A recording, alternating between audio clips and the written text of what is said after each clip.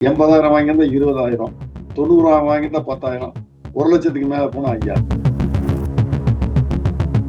ஏறக்குறைய 70 விழுக்காடு நிலங்களை பயிர் செய்பவர்கள் பெரிய விவசாயிகள், சிறு குறு. அது எப்படியா இருந்தாலும் தேர்தலுக்கு பின்பான அந்த கூட்டணியில இன்றைக்கு ஆட்சி அமைத்திருக்கிறார். ஆட்சியினுடைய கேவலமான அந்த திட்டங்களை எல்லாம் நாங்கள் உதறி தள்ளிவிட்டு, உண்மையிலே இப்ப திமுக அவங்க சொல்ற சொல்படி நடக்கக்கூடிய கட்சியா இருந்தா.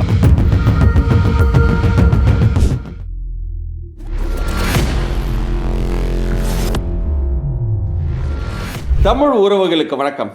இன்று நம்மோடு இணைப்பில் இருப்பவர் தமிழக முற்போக்கு மக்கள் கட்சி தலைவர் வழக்கறிஞர் மிஸ்டர் சக்திவேல் அவர்கள். சார் வணக்கம், எப்படி இருக்கீங்க? வணக்கம் கணேஷ், ரொம்ப மகிழ்ச்சி.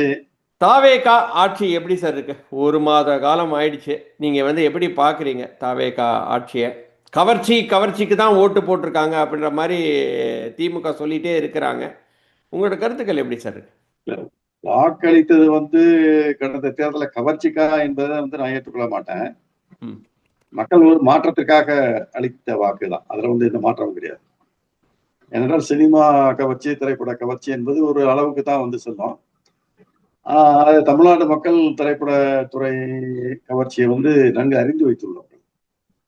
இதற்கு முன்பே பல திரைப்பட நடிகர்களை பார்த்தவர்கள். சில பேர் வெற்றி கண்டிருக்காங்க, சில பேர் தோல்வி அடைஞ்சிருக்காங்க. ஆனா அந்த வகையில இது ஒரு கவர்ச்சிக்கான வாக்கு. ஒரு நெடுங்காலமாகவே தமிழ்நாட்டுல ஒரு திமுக, அதிமுகவுக்கு ஒரு மாற்று வேண்டும் என்ற ஒரு எண்ணம் இருந்தது. அது எண்ணம் ஒரு ஒருங்கிணைப்பு செய்யக்கூடிய ஒரு தலைவரை எதிர்பார்த்தார்கள். அந்த ஒருங்கிணைப்பு தரக்கூடியவராக திரு விஜய் இருந்த காரணத்தினால இந்த மாற்றம் நடைபெற்றிருக்கிறது. இருந்தாலும் கூட மக்கள் அவர்களை முழுமையாக அவரை ஏற்கவில்லை என்பதை நம்ம பார்க்க வேண்டியிருக்கிறது. 65 விழுக்காடு மக்கள் அவரை ஏற்கவில்லை. 234 தொகுதியில 108 தொகுதியில தான் அவர் வெற்றி பெற முடிந்திருக்கிறது. எனவே அதாவது அதிகமான ஒரு பெரும்பான்மை சட்டமன்ற உறுப்பினர்களை பெற்றிருக்கிறாரே தவிர, மற்ற கட்சிகளை விட அதிகமான வாக்குகளை பெற்றிருக்கிறாரே தவிர, தமிழக மக்களுடைய ஒரு ஏகோபித்த ஒரு வரவேற்பை அல்லது அவர்களுடைய உரிய தலைமையாக அவர் இல்லை என்பதை தான் பார்க்க முடியுது. அது எப்படியா இருந்தாலும் தேர்தலுக்கு பின்பான அந்த கூட்டணியில இன்றைக்கு ஆட்சி அமைத்திருக்கிறார். ஆட்சி அமைத்த பிறகு அந்த ஆட்சி ஒரு புதிய ஆட்சி எப்பயுமே வரும்போது ரொம்ப வேகமா செயல்படும். புதிய ஆட்சி, அது புதியவர்கள் வரும்போது அந்த ஆட்சி ஒரு வேகமான முறையில் செயல்பாடு, அந்த செயல்பாடு இல்லை என்பதை தான் நம்ம வருத்தத்தோடு பார்க்க வேண்டியிருக்கிறது. அவர்கள் இன்றைக்கு சொல்கிறார்கள், நாங்கள் புதியவர்கள், எங்களுக்கு ஒரு 6 மாத காலம் அவகாசம் தர வேண்டும். அதுதான் திராவிட முன்னேற்ற கழகம் கூட சொல்றாங்க. அவங்களுக்கு 6 மாச காலம் அவகாசம் தர்றோம் புதியவர்கள் தான். மற்றும் நான் இதை ஏற்றுக்கொள்ளவில்லை. புதியவர்களாக இருந்தாலும் கூட இது அவர்களுடைய சொந்த பிரச்சனை கிடையாது. 8 கோடி தமிழர்களுடைய பிரச்சனை, தமிழ்நாட்டினுடைய பிரச்சனை, ஒவ்வொரு மனிதனுடைய வாழ்வாதார பிரச்சனை, தமிழ்நாட்டின் ஒட்டுமொத்த வளர்ச்சி பிரச்சனை. எனவே இதுல நாங்க பாடம் படிச்சுட்டு அதுக்கப்புறமா நாங்க ஆட்சியில கவனத்தை செலுத்துவோம் சொல்லுவதெல்லாம் இது சரியான ஒரு நெறிமுறை கிடையாது. திமுக வேண்டுமென்றால் அவர்களுக்கு இவர்களை 6 மாத காலம் விட்டு அவர்கள் செய்யக்கூடிய தவறுகளை நம்ம எடுத்து சொல்வதற்கு வசதியாக இருக்கும் என்ற எண்ணத்துல அவங்க சொல்றாங்க. மட்டும் ஒரு சாதாரண குடிமகனா பார்க்கும்போது நீங்க ஆட்சி முறையை செவனை செய்ய வேண்டும். அந்த ஆட்சி முறையை செவனை செய்வதற்கான அறிகுறிகள் இந்த ஆட்சியில இதுவரைக்கும் கிடையாது. ஏன் சார் நிறைய புது விஷயங்களை கொண்டு வந்திருக்கிறாங்க. டாஸ்மாக் கடைகளை மூடி இருக்கிறாங்க. அப்புறம் விவசாயி கடன் அவங்களால எவ்வளோ முடியுமோ அதை கம்மி பண்ணியிருக்கிறாங்க. முழுசாக பண்ணலனாலும் முழுசாக பண்ண போகிறோம், ஆனால் இப்போதைக்கு அப்படின்ற மாதிரி சொல்லியிருக்கிறாங்க. டாஸ்மாக் கடைகளை மூடுவது கூட ஒரு நெடுங்காலமான ஒரு 2 ஆண்டா இருக்கக்கூடிய ஒரு செயல்தான். இவர்கள் வந்த உடனே அது நடைபெறுகிறது, அவ்வளவுதான். இந்த 230 நாடுல அதை விட கொஞ்சம் கொஞ்சமா போட்டு இப்பதான் முழுக்க மூடுவதற்கான திட்டத்தை அவர்கள் வகுத்திருக்கிறார்கள். ஆனா பல இடங்களில் மூடப்பட்ட கடைகள் திறக்கப்பட்டிருக்கிறது. இன்றைக்கு கூட செய்தித்தாள்கள்ல வந்திருக்கிறது. பிறகு அருகில் இருக்கக்கூடிய கடையை அவர்கள் திறந்திருக்கிறார்கள். இதெல்லாம் நடந்துகிட்டு இருக்கு. இந்த ஒரு குழப்படி நடந்தாலும் கூட அது வரவேற்கக்கூடிய செயல் தான். அதாவது வந்த உடனே அவர்கள் அந்த கடைகளை ஒரு 700க்கும் மேற்பட்ட கடைகளை மூடுவது என்பது முடியறதுக்கு வரவேற்கக்கூடிய முடிவுதான். ம். ஆனா அதே முடிவை வந்து நம்ம வந்து இதுல பார்க்க முடியாது. பயிர் கடன் தள்ளுபடியில இருந்து பார்க்க முடியாது. பயிர் கடன் தள்ளுபடியில வந்து அவர்கள் சொல்வது எல்லா விவசாயிகளுக்கும் நாங்க வந்து முழுமையான அளவை பயிர் கடனை தள்ளுபடி செய்கிறோம் என்பதுதான் அவங்களுடைய வாக்குறுதி. வாக்குறுதியாக இருக்கிறதோ இல்லையோ, இன்றைக்கு விவசாயிகளுடைய நிலை பரிதாபகரமான நிலை.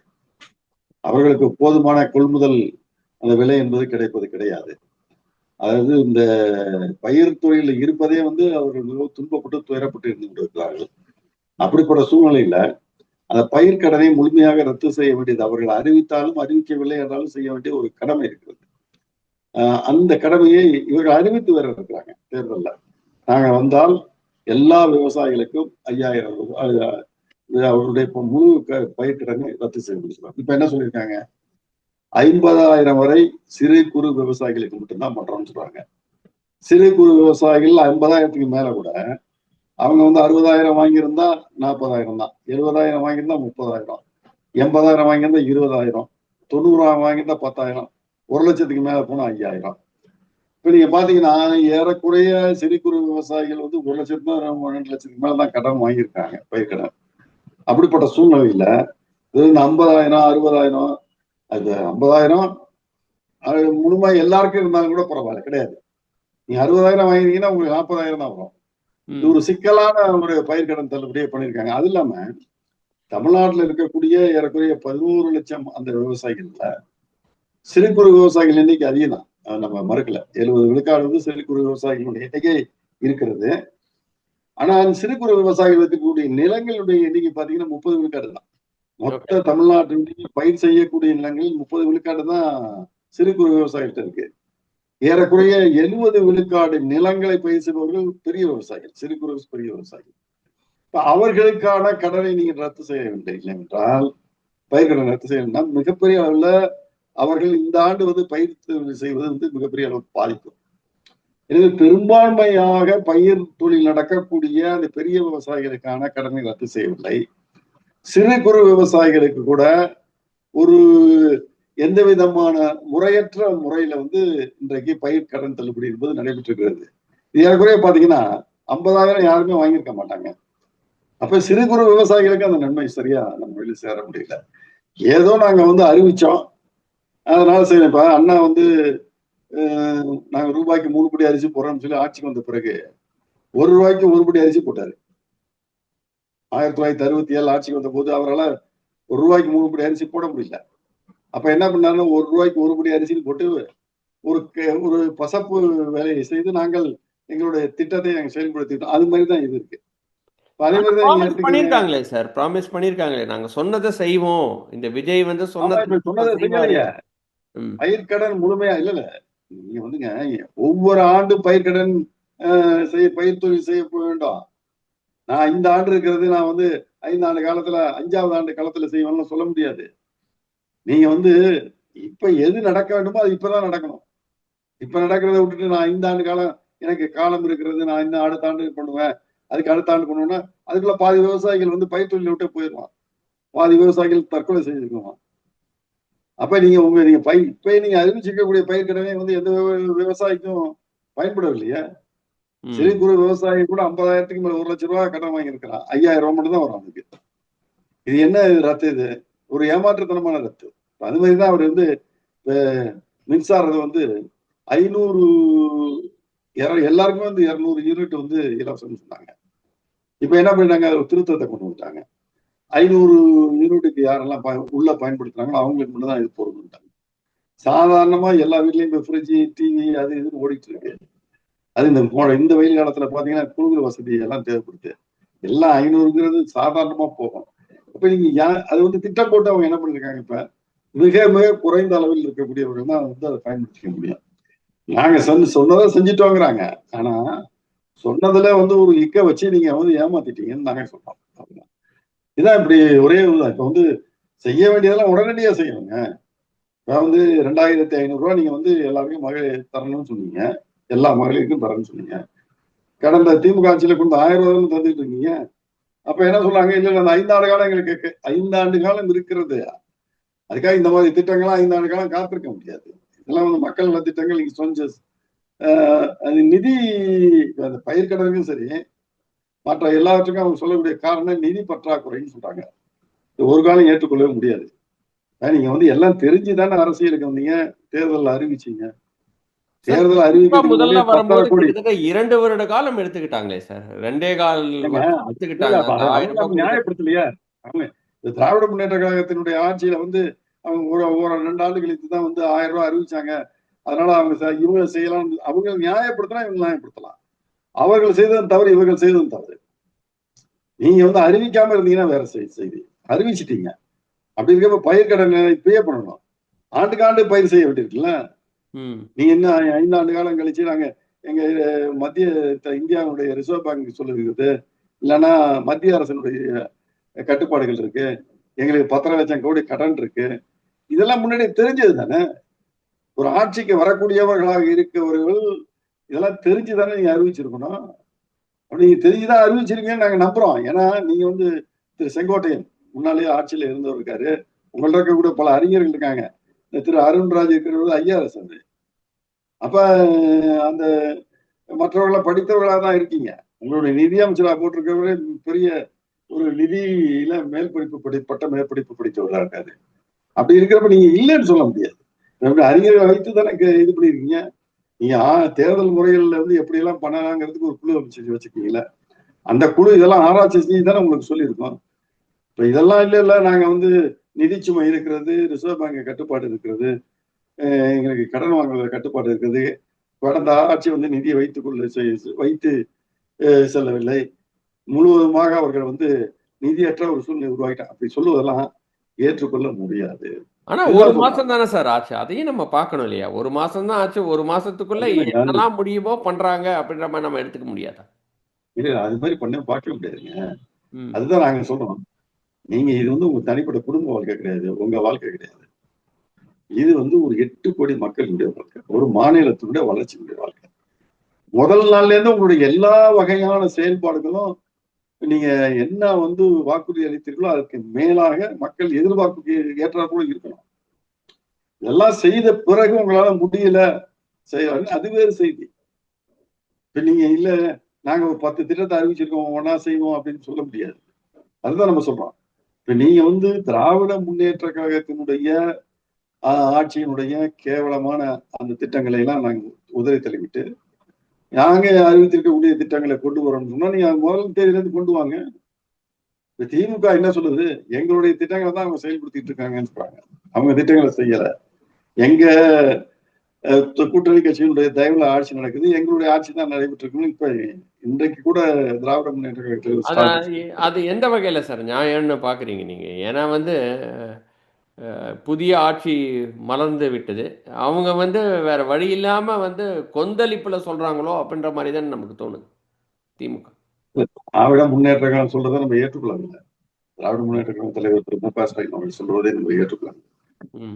அவர் வந்து இன்னும் வந்து இந்த ஆட்சி தங்களுடைய ஆட்சி தங்களுடைய கூட்டணி கட்சியினுடைய ஆட்சியில தான் இருக்குன்னு சொல்றதெல்லாம் வந்து அது ஒரு முரணான ஒரு நகைச்சுவை தான் நான் நினைக்கிறேன்.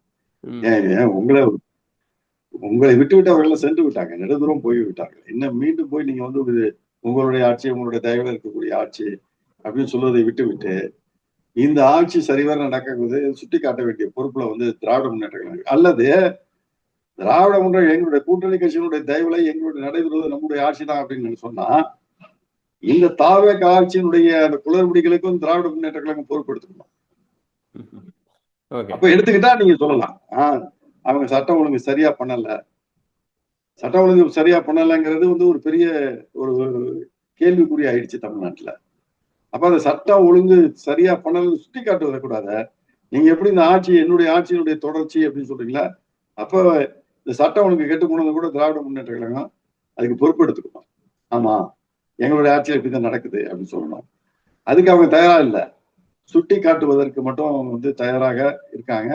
அதே நேரத்துல இந்த ஆட்சியை வந்து ஒரு நிலையற்ற ஆட்சி நாங்க நினைத்த போது இந்த ஆட்சியை கலைத்து விடுவோம்னு சொல்வதற்கு மட்டும் எங்களுடைய கூட்டணி கட்சிகளை வைத்துக் கொண்டு இந்த மாதிரி இது எங்களுடைய ஆட்சி தான் எங்களுடைய தொடர்ச்சி தான் சொல்றது.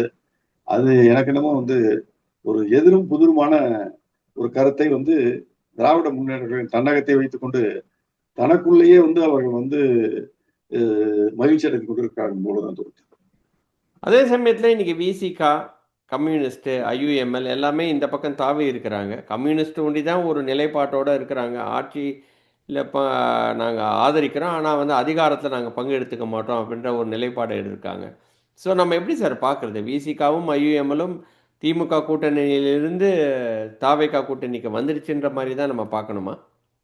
இதுல சந்தேகமே கிடையாது. ஏன்னா இப்ப வந்து திராவிட முன்னேற்ற கழகத்தினுடைய அமைச்சர் இருந்த திரு நேரு மீது வழக்கு தொடர வேண்டும் என்று அமலாக்கத்துறை கூறியது. அது முடியாதுன்னு சொன்ன போது சில பேர் பொதுநல வழக்குகள் எல்லாம் சென்னை உயர்நீதிமன்றத்துல போட்ட பிறகு உயர் நீதிமன்றமும் அந்த வழக்குகளை எல்லாம் வந்து நீங்க தாக்கல் செய்யுங்கள், பதிவு செய்யுங்கள் தான் சொன்னாங்க. அதை எதிர்த்து மறுசீராய்வு மனு போட்டிருந்தாங்க. இப்ப ஆனா மறுசீராய்வு மனு இருக்கு, நேரு அளித்த ஒரு மனுவும் இப்ப நிலுவையில் இருக்கு. இந்த நேரத்துல இந்த ஆட்சிக்கு வந்த பிறகு தாவேகா என்ன செஞ்சாங்க, நேரு மீது வழக்குகளை தாக்கல் செஞ்சாங்க. நேரு தொடர்புகளின் மீது நகராட்சி அந்த உள்ளாட்சி அமைப்புகள் நடைபெற்ற ஊழல் தொடர்பா அமலாக்கத்துறை கூறியவாறு வழக்கு தொடர் பதிவு செய்யப்பட்டு விட்டது. அதே மாதிரி திரு செந்தில் பாலாஜி மீது இந்த ஊழல் வழக்கை நடத்துவதற்கு அனுமதி கேட்டு ஆளுநரிடம் கொடுத்திருக்கிறார்கள். இதெல்லாம் வந்து ஒரு அமைச்சரவைங்கிறது கூட்டு பொறுப்பு உள்ளது. இது தாவேகாவுடைய முதலமைச்சர், அது தாவேகாவுடைய அமைச்சர் கிடையாது. விசிகா, இந்திய யூனியன் முஸ்லீம் லீக், இவங்க இணைந்திருக்கக்கூடிய கூட்டணி, காங்கிரஸ் எல்லாம் இணைந்திருக்கக்கூடிய ஒரு கூட்டு பொறுப்பு உள்ளதுதான் அமைச்சரவை. இந்திய அரசியல் சாசன சட்டத்துல கூட்டு பொறுப்பு உள்ளதுதான் சொல்றாங்க, கவுன்சில் ஆஃப் மினிஸ்டர்ஸ்.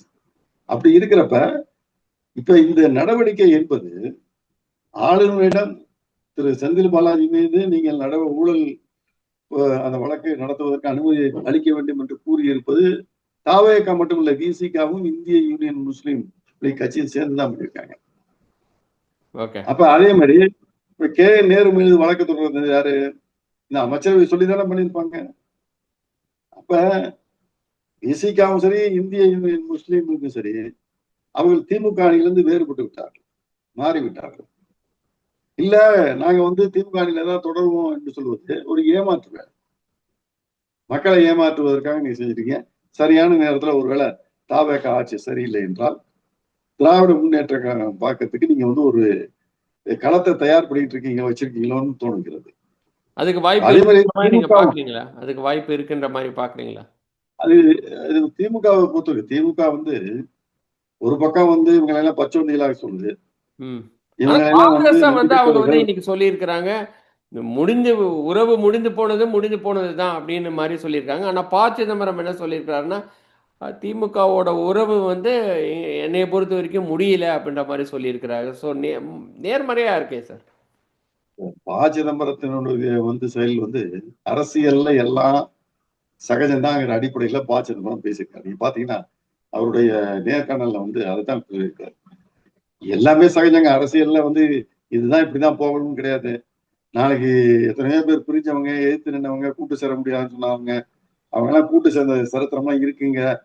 அதனால வந்து திமுக சொன்னதுனால நாங்க வந்து இந்த மாதிரி கூட்டே சேர மாட்டோம்லாம் கிடையாது, கூட்டு சேரலாம் அப்படிதான் சொல்லியிருக்காரு சிதம்பரம். சிதம்பரம் அரசியலில் எல்லாம் சகஜங்கிற, எல்லாம் அரசியல சகஜம்பான்னு வந்து சொல்ற கவுண்டமணி டைலாக வந்து சிதம்பரம் சொல்லியிருப்பாதான் நான் பார்க்கிறேன். அது சிதம்பரத்தினுடைய கூட்டுல வந்து எல்லாரும் உண்மை. ஆனால் திராவிட முன்னேற்றங்களை மீண்டும் மீண்டும் முதுகில் குத்தியவர்கள், பச்சோந்திகள், பதவிக்காக அழைப்பவர்கள் அப்படின்னா காங்கிரஸ் மட்டும் சொல்லல, இந்திய யூனியன் முஸ்லீம் லீக்கையும் சொல்லியிருக்காங்க, அது மாதிரி விசிகாவும் சொல்லியிருக்காங்க. உண்மையிலே இப்ப திமுக வந்து அவங்க சொல்ற சொல்படி நடக்கக்கூடிய கட்சியா இருந்தா அவங்க வந்து அடுத்த தேர்தல்ல நடைபெறும் போது இந்த விசிகா, இந்திய யூனியன் முஸ்லீம் கட்சியெல்லாம் கூட்டணியில் சேர்க்க கூடாது. அப்ப இந்தி கூட்டணி சார் ஆகும் டெல்லியில. ஏன்னா வந்து இன்னைக்கு டெல்லியில இந்தி கூட்டணின்னு ஒண்ணு இருக்கு. இன்னைக்கு திமுக அதுல பங்கு பெறல அப்படின்ற மாதிரி நம்ம எடுத்துக்கிறதா, இல்லைன்னா இந்தி கூட்டணியே மாறும் அப்படின்ற மாதிரி நீங்க பாக்குறீங்களா? இப்ப திமுகங்கிறது தான் வந்து இந்திய கூட்டணியில் இருக்கக்கூடிய ஒரு முக்கியமான அங்க வைக்கக்கூடிய ஒரு கட்சி. ஆமா, 40க்கு 40 வச்சிருக்காங்க. திமுக வந்து பாராளுமன்றத்துல உறுப்பினர்கள் எண்ணிக்கை அதிகமா இருக்கிற காரணத்தினால மட்டும் கிடையாது, ஒரு மாபெரும் ஒரு அரசியல் கட்சியாக இருக்கக்கூடிய காரணத்தினால தொடர்ந்து வந்து இந்தியாவில் பல்வேறு நிலைகள்ல வந்து எதிர்கட்சிகளோடு இணைந்து செயல்பட்ட ஒரு இயக்கமா இருக்கக்கூடிய காரணத்தினால அதற்கென்று ஒரு வரலாறு இருக்கிறது. அதை வந்து நம்ம மறுக்க முடியாது. அப்படி வரலாற்று ரீதியாக அவர்கள் வந்து செயல்படக்கூடிய ஒரு கட்சியாக இருக்கக்கூடிய காரணத்தினால அவர்கள் எல்லாரையும் ஒருங்கிணைக்கக்கூடிய வல்லமையும் சக்தியும் பெற்றவர்கள். எனவே அவங்க வந்து இப்ப இந்தி கூட்டணியில இருந்து விலகிட்டோம்னு சொல்லும் போது அவர்கள் இப்ப வந்து இந்தி கூட்டணியில ஒரு முன்னுதாரணத்தை உண்டாக்குகிறார்கள்.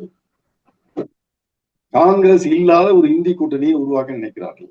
ஒருவேளை இந்தி கூட்டணியை காங்கிரஸ் கை வைத்திருந்தால் இன்னொரு அகில இந்திய கூட்டணியை, மாநில கட்சிகளுடைய கூட்டணியை உருவாக்குவார்கள் என்பதுதான் இது தெளிவாக தெரிகிறது. ஏனென்றால் இன்றைக்கு மேற்கு வங்காளத்தை சேர்ந்த மம்தா பானர்ஜி என்ன சொல்றாங்க, இனிமே நான் வந்து அகில இந்த அளவுல தேசிய அளவுல நான் வந்து என்னுடைய செயல்பாடுகளை வேலைகளை வேகப்படுத்துவேன்னு சொல்லியிருக்காங்க.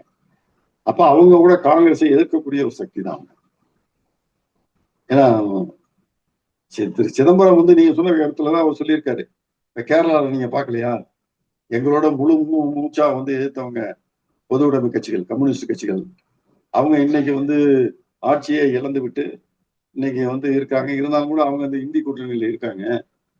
அவங்க இல்லையா, அது மாதிரி இவங்க வந்து திமுகவும் வந்து தாவேக்கோட நாங்க இருந்து இருக்கிறதுனால, அல்லது தாவேக இந்தி கூட்டணியில பங்கு பெறுறதுனால இவங்க பங்கு பெறுவதில் ஒன்றும் தவறு கிடையாது அப்படிங்கிற மாதிரி சொல்லியிருக்காரு. அவரு சிதம்பரம் அவர்கள் வந்து வசதிக்கு பேசக்கூடியவராக தான் பார்க்கலாம். அவரு ஒரு கருத்தை ஒரு எடுத்துக்கிட்டு நான் வந்து இப்ப வந்து தாவேக்காவோட காங்கிரஸ் சேர்ந்த பிறகு அதை நியாயப்படுத்தி பேசக்கூடிய பேச்சுக்களை தான் இதை பார்க்கிறோம். திமுக வந்து வன்மையான முறையில முதுகுல குத்தியாச்சுங்க, கேவலப்படுத்திட்டாங்க, பதவிக்கு அலையக்கூடியவர்கள், உங்களுக்கு எவ்வளவு காலம் நாங்க தூக்கி சுமந்தோம், எங்களை ஒரே அடியா கீழே போட்டு போயிட்டீங்கன்னு சொல்லும் போது அவரு சிதம்பரம் வந்து அவருடைய பேச்சு வந்து நேர்காணல் வந்து எனக்கு என்னமோ அவருடைய அவரை பெருந்தன்மையா காட்டக்கூடிய அல்லது பெரிய அறிவாளியா காட்டக்கூடிய தன்மைக்கு ஏற்ப அவருடைய செயல்பாடு கிடையாது. ஒரு காங்கிரஸ்காரனா அவர் வந்து அவருடைய பதிலை அளித்திருக்கிறார். எனவே இந்தி கூட்டணி என்பது இனிமேல் இந்தியாவில் இருக்காது என்பதுதான் என்னுடைய கருத்து. அப்படி இருந்தாலும் கூட அது காங்கிரஸ் கட்சியினுடைய ஒரு அங்கமா தான் இருக்கும். அதுல பல்வேறு இந்த மாநில கட்சிகள்லாம் இந்த கூட்டணியில இருந்து வெளியேறுவார்கள் என்பதுதான் உறுதி. இப்ப காங்கிரஸ் திராவிட முன்னேற்ற கழகம் சும்மா இருக்குமா?